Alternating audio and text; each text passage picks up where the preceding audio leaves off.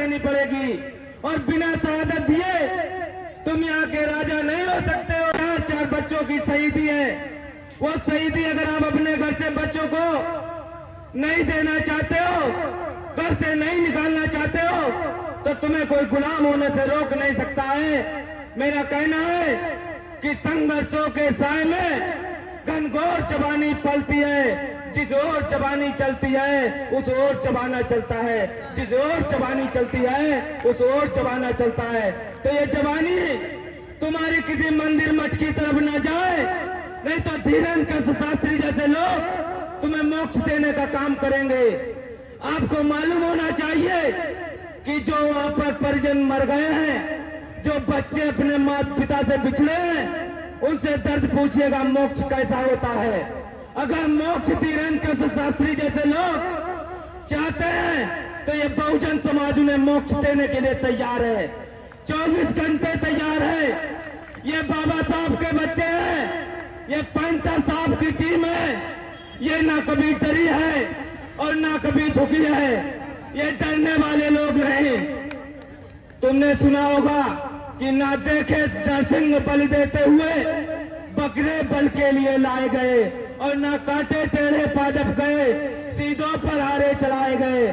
बलवान का कभी ना बाल बाका हुआ, बलहीन सदा सताए गए। अगर बलहीन बन के बैठोगे तो तुम्हें कोई बचा नहीं सकता है, तुम्हें कुर्बानी देनी पड़ेगी। तुम्हें मालूम होना चाहिए कि बाबा साहब के लिए सोमेश 10 वर्ष का बच्चा कुर्बान हुआ है।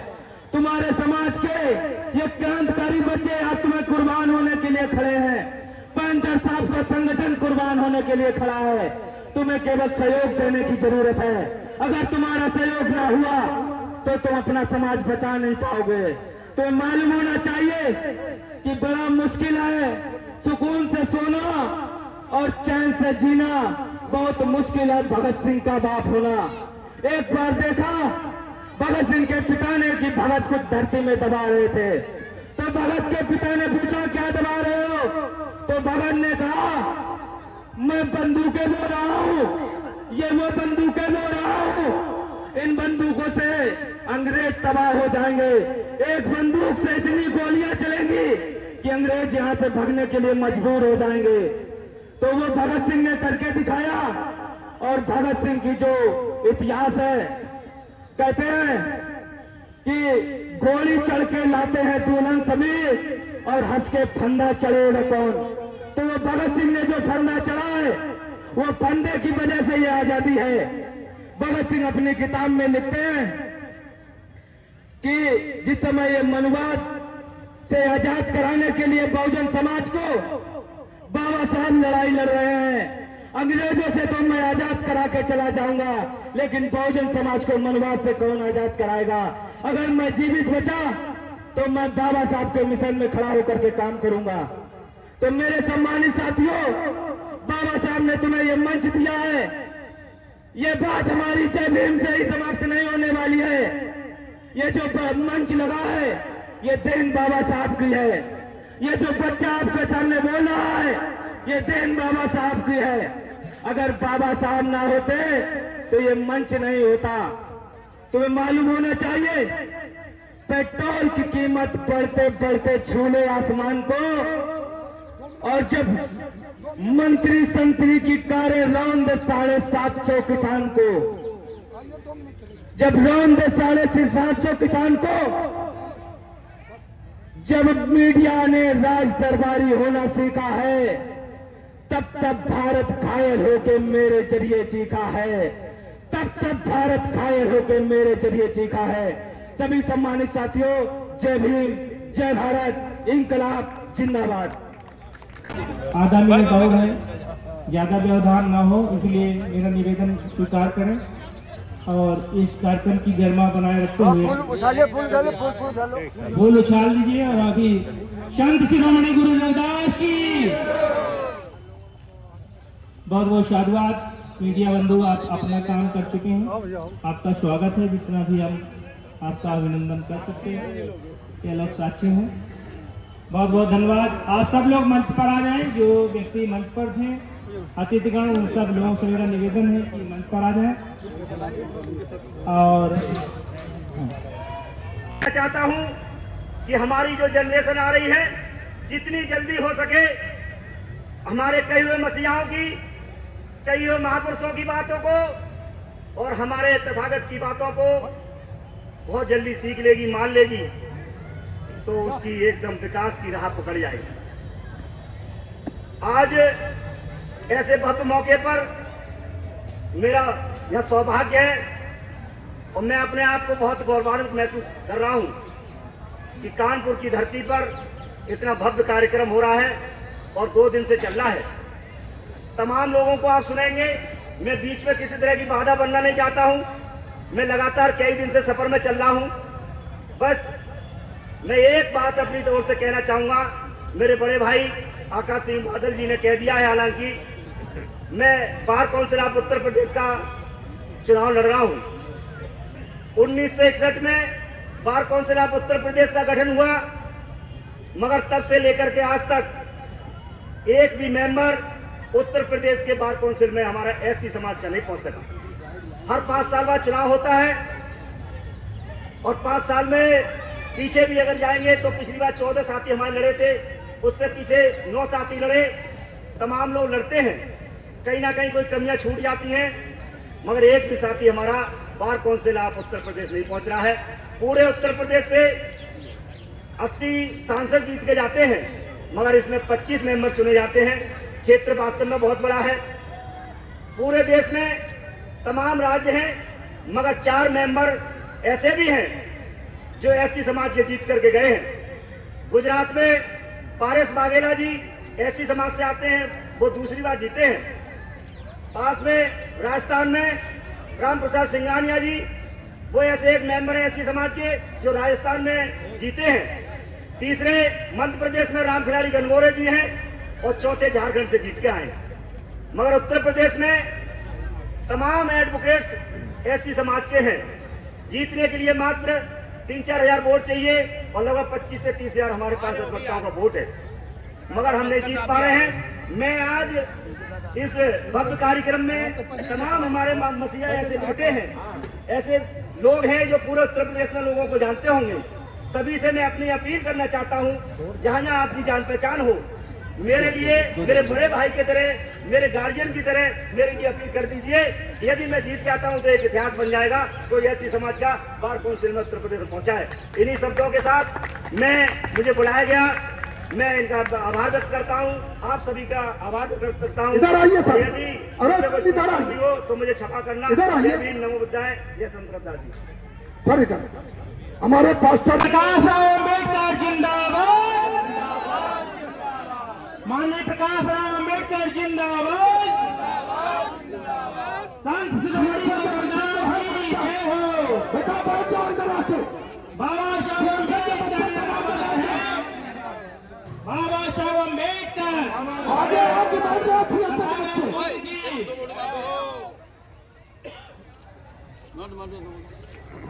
जो भी साथी खड़े हुए हैं सब कुर्सियों पर बैठ जाएं। जो भी साथी खड़े हुए हैं, विशेष अनुरोध है सभी लोग आके बैठे।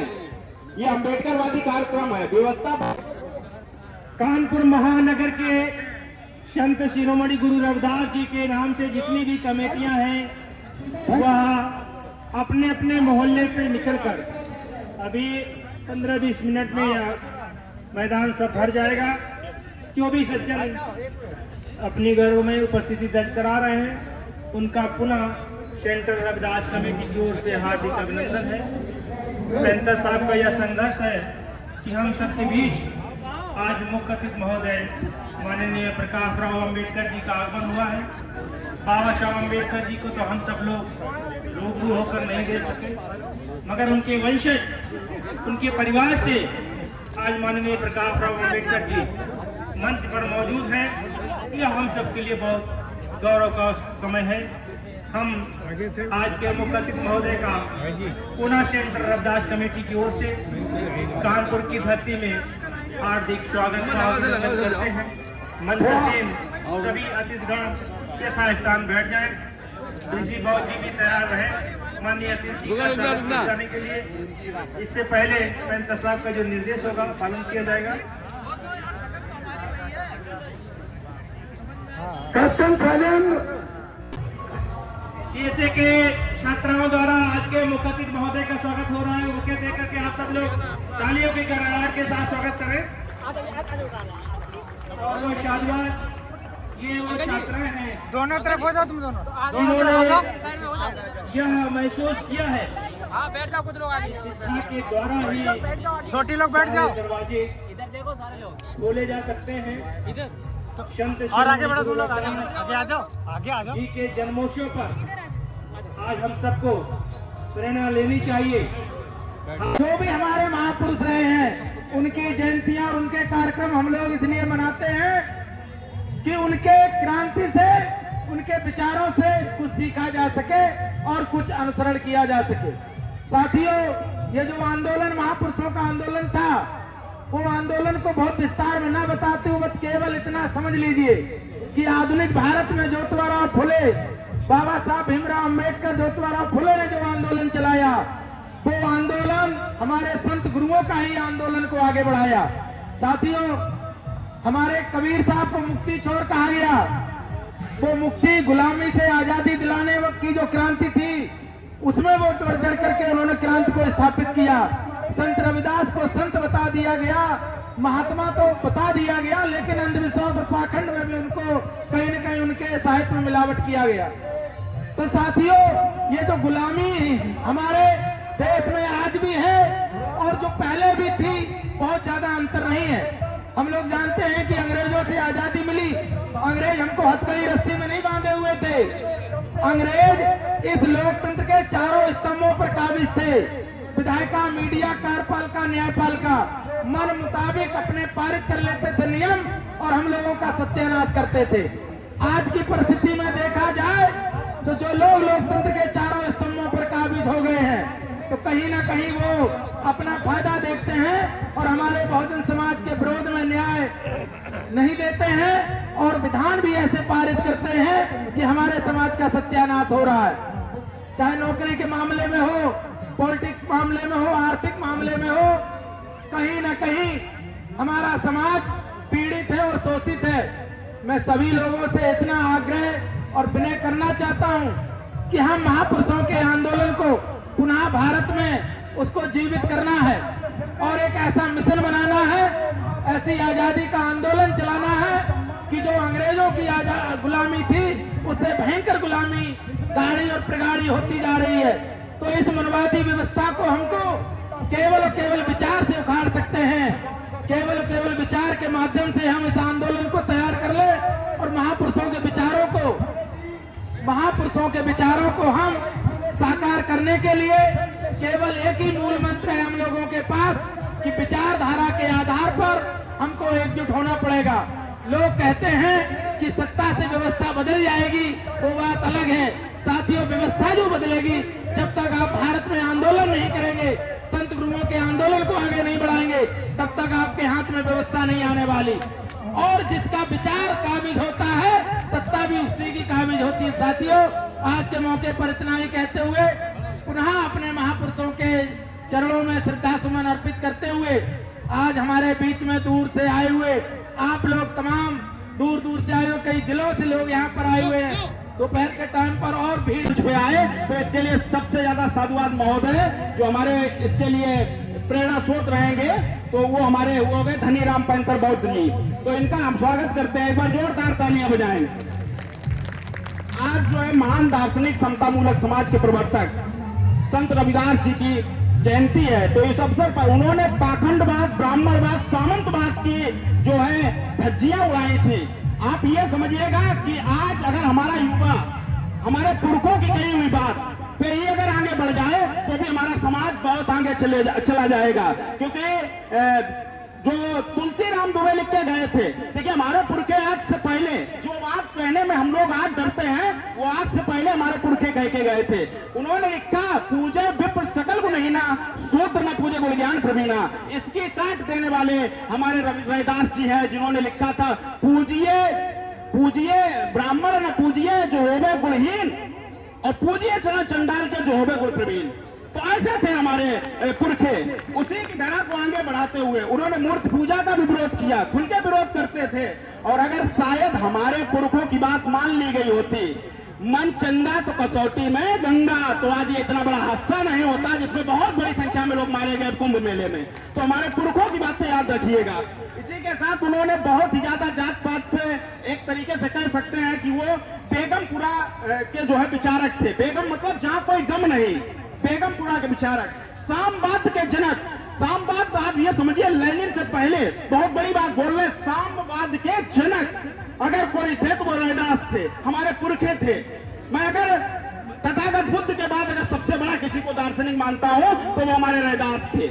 इसी के साथ उन्होंने लिखा था बहुत अच्छी बात, जात पात के फेर में मही उभरे रही सब लोग, मनुष्य को खटकाए है रैदास जात का रोग। अज्ञानी लोग जात पात में फंसे हुए हैं, हमको जात पात से ऊपर उठना है। बहुत अच्छी बातें कहा करते थे। उन्होंने कहा जात जात में जाति है जो केतन के जात, और रैदास में रोज न जुड़ सके जब तक जात न जात। केतन मतलब केले के तने को आप छीनते चले जाए। जो आज के समय सबसे बड़ी समस्या है वो हमारी है, हमारे कॉपी और किताब कलम पर पहरा डाल दिया गया है। शिक्षा आज अगर बाबा साहब के द्वारा दी गई शिक्षा है तो उसी की वजह से राहुल यादव इस मंच से बोल रहा है। हमको समझना होगा कि अम्बेडकरवादी लोगों की मुख्य लड़ाई है कॉपी कलम किताब, तो इसके लिए लड़ना होगा। और सबसे बड़ी समस्या है हमको हिस्सेदारी लेनी होगी। और सबसे जरूरी है महोदय जी, आपने पूरा देश भ्रमण किया है, आप इस मंच से शुरुआत करिएगा कि पूरे देश में ईवीएम के खिलाफ मुहिम चलनी चाहिए और बहुत बड़े स्तर से चलनी चाहिए,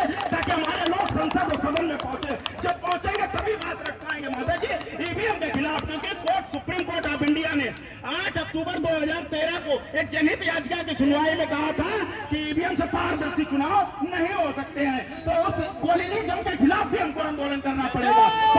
सोचने की जरूरत है। और देखिए ये समय जो उत्तर प्रदेश में सरकार है उसने बहुत ही ज्यादा बड़े स्तर पर आरक्षण पर विसंगति की है। तो हमको ये भी समझना होगा 69,000 शिक्षक भर्ती में ओबीसी SC ST का आरक्षण खाने वाले लोग आज जो हमें जात पात में बांट रहे हैं। हमारे राजेंद्र प्रसाद जी ने लिखा है कि उनके मुख्य गुरु थे संत रैवत थेरो, यानी वो भिक्खु थे।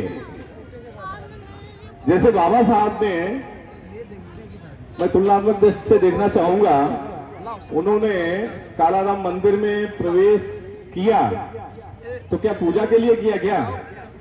कतई नहीं। और वो कृष्ण जी को भक्ति में लीन दिखे सिर्फ दिखाने के लिए कि हमें भी भक्ति का अधिकार है, हमें भी पूजा पाठ का अधिकार है, किंतु वो कभी मूर्ति पूजक रहे ही नहीं। आज हमें ये दूजी बताते हैं कि कठौती में उन्होंने गंगा का कंगन निकाल दिया। और एक और वाक्यांश है, उस समय मुस्लिम शासन हुआ करता था तो दूजों ने उनसे शिकायत की कि भाई ये नीच होके भी ठाकुर जी की सेवा करते हैं, इन पर विराम लगना चाहिए। तो उन्होंने बुलाया और सबको समक्ष बुलाया और बुला के बोला भाई आप ऐसा क्यों करते हैं? तो बोले हमें जिस दिन ठाकुर जी कह देंगे उस दिन हम इनकी सेवा बंद कर देंगे। साथियों सिर्फ दिखाने के लिए था। और वो लोग बोले कि इन लोगों से बोलिए जो जितने भी द्विज बैठे हुए हैं, जनेऊधारी बड़े बड़े मोटे पगहा डाले हुए, ये अपने कृष्ण जी को बुलाएं।